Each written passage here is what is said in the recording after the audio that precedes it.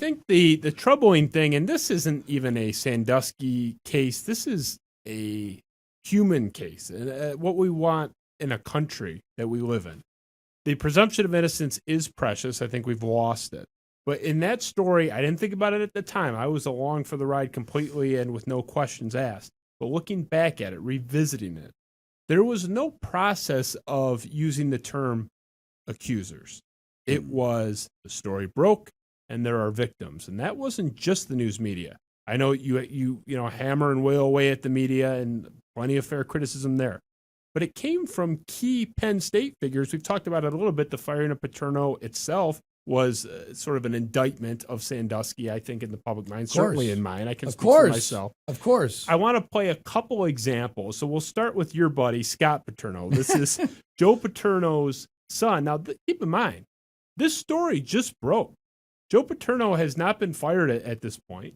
Sandusky is months and months away from trial. There's no victims now. There's allegations that have been made and an investigation ongoing. And this has not been litigated yet. So this is Scott Paterno on the Joe Paterno family lawn talking to Penn State fans in the immediate aftermath of this story sort of collapse. Gentlemen, thank you very much. Guys, first off, we really appreciate it. We really appreciate the show of support. And before you guys continue cheering, can we just take a minute and say a prayer for the guys? Look, no matter how this works out, this is a horrible story that involved a lot of kids getting hurt. And as a father of 3 kids, can you guys take a moment, say a prayer, and then please feel free to cheer, feel free to show your support. But let's remember that we want to show the support for the victims first. Gentlemen, thank you very much. I have nothing more to say. This was for them. Thank you very much, guys. Scott Paterno! Scott Paterno! Okay, so we have the word victim is used, and it's said as a matter of fact that these terrible things had happened to these kids, and this is, what should be top of mind at this point. And I was agreeing with him at the time. I saw that, minutes after it happened live, after the fact, and I agreed with him in real time. I want to jump to his father, Joe Paterno, kind of hitting the same note on his porch in this whole same firestorm. Joe Paterno asking the Penn State fans to pray for the victims. When I say guys, you know what I mean, girls too. All right, hey, look, get a good night's sleep. All right, study. All right, we still got things to do. All right, I'm out of it maybe now. A phone call put me out of it, but we'll go from there, okay? Hey, good luck, everybody. Hey, thanks for coming. Thank you for everything.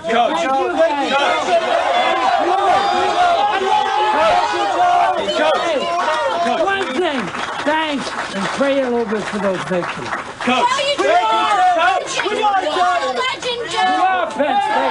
We wanted to show the whole thing, to give the full context of that exchange, but the key point is at the end that, pray for the victims. This was the official line of everybody at Penn State before any trial had taken place. This is, look, again, I can only speak for myself, but I think my experience is typical. This thing was done before it began. The presumption of innocence is gone.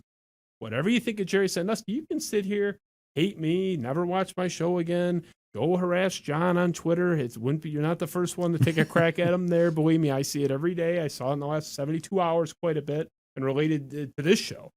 That's all fine, but just as a general principle, to go right to guilt in any situation, it is contrary to our founding principles. It's contrary to the Constitution, and I think it's problematic. And I think it set up an impossible situation. I think that, for one, the fact that this trial took place 5-6 months after the fact is very fast. I know not everyone understands that. But the fact that it took place in Pennsylvania, you can hate Jerry Sandusky. You can think that John is full of shit.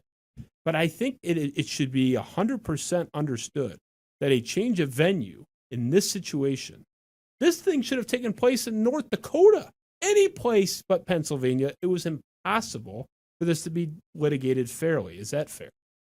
Absolutely. And unfortunately, one of the reasons that didn't happen was because Jerry Sandusky was so naive that he thought that the more Penn Staters that were on his jury, the better for him, which was the exact opposite for reasons that you just actually are illustrated because of those clips from Scott and Joe. Those clips, especially the Scott clip, the Joe clip, that's an afterthought. That's something Scott told him to say and he forgot, and he throws that in there at the last minute. That statement from Scott, and to be clear, I hate him. He hates me. We have a legendary, I don't know if you call it a feud or whatever, but we hate each other with great passion. But that moment where it was February 8th, the evening of November 8th, 2011, that was the final nail, in my opinion, in the coffin of this story. We were already starting, to mix a metaphor, to leave the gravitational pull of the rational earth. But once Scott Paterno goes on the Paterno family lawn, that's his dad's house. His dad's not speaking at that point. His press conference got canceled. He's done no press interviews, no nothing. He's put out a written statement, but nothing in person. So Scott, his son, and his lawyer comes out on his lawn. In the media's mind and in the minds of Penn Staters, he's speaking for Joe Paterno. He's his attorney. Right. And he's so effectively Joe Paterno is telling the community, pray for the victims.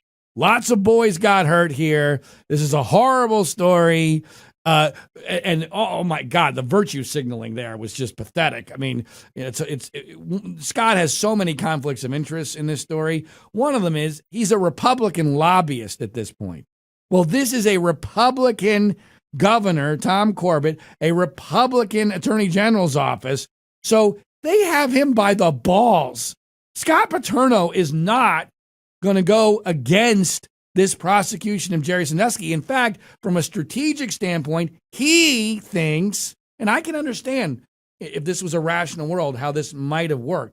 He thinks the way to save his dad is to bury Jerry as far and as fast as possible. But what he's too stupid to understand is we're not in Kansas anymore on this story.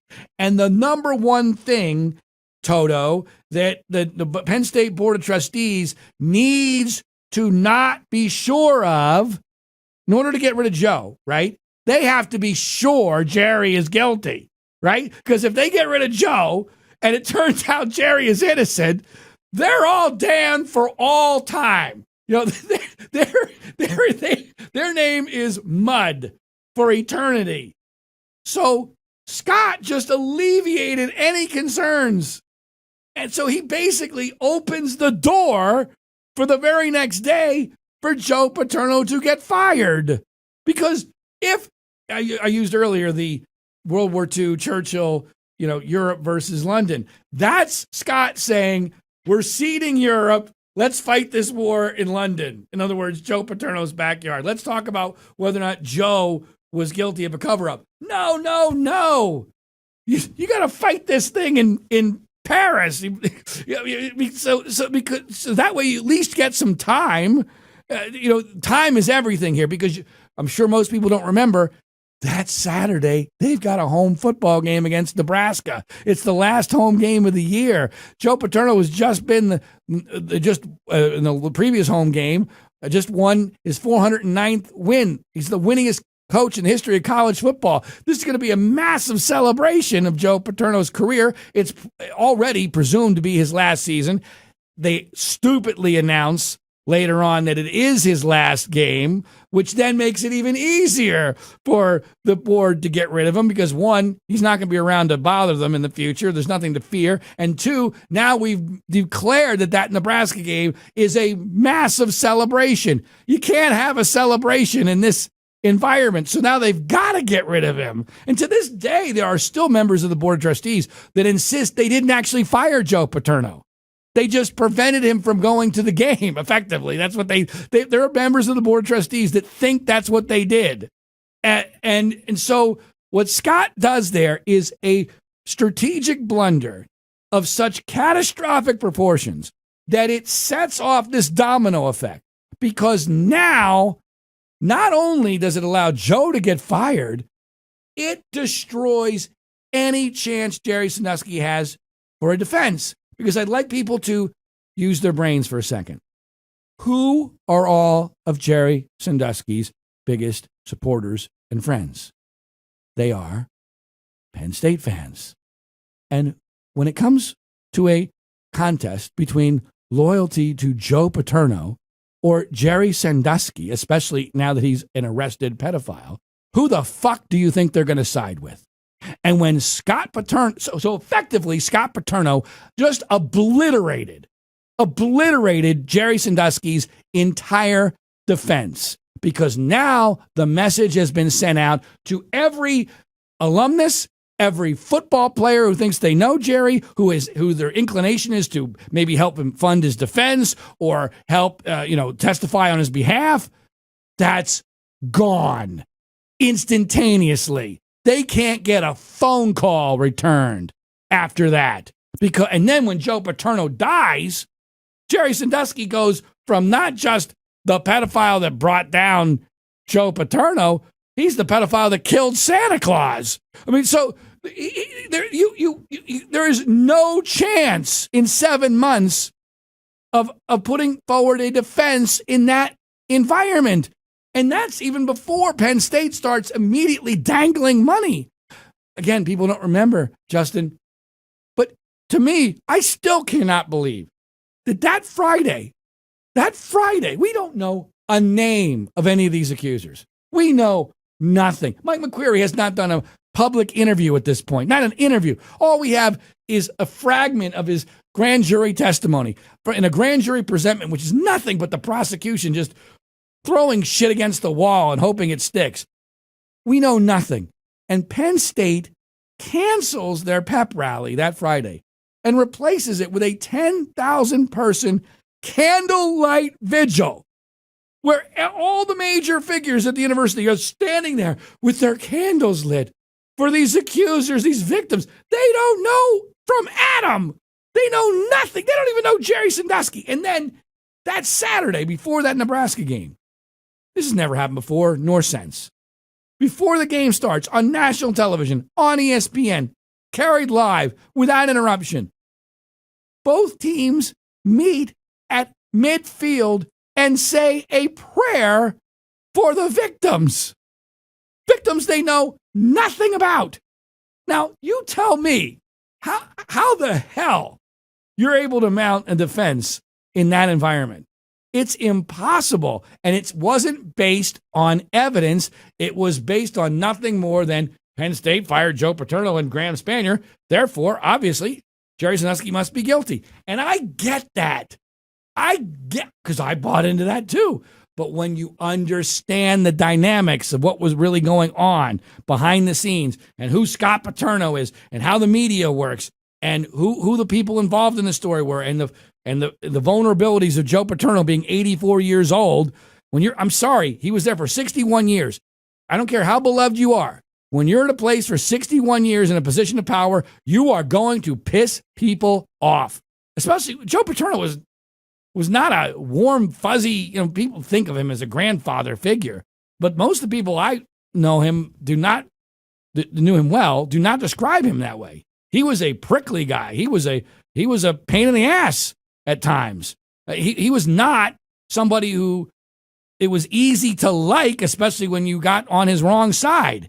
And so there were enemies, and those enemies saw an opportunity, and they took him down. And there was you mocked me before, but I believe the governor of the state, who was interested in the Sandusky prosecution, and John Surma, who was the head of U.S. Steel at the time, who wanted Paterno gone because his nephew had gotten screwed over by Joe Paterno, that was if you want to call it a conspiracy, there was an alliance. There was an alliance there. And they took over the Penn State Board of Trustees. And it was not, sounds like a very minor detail, it was not the chairman of the board that announced Joe Paterno's firing. John Surma was the vice chairman. That was one of the first things I thought was weird. I went, whoa, wait. This is the most important thing the Penn State Board of Trustees has ever done in its history.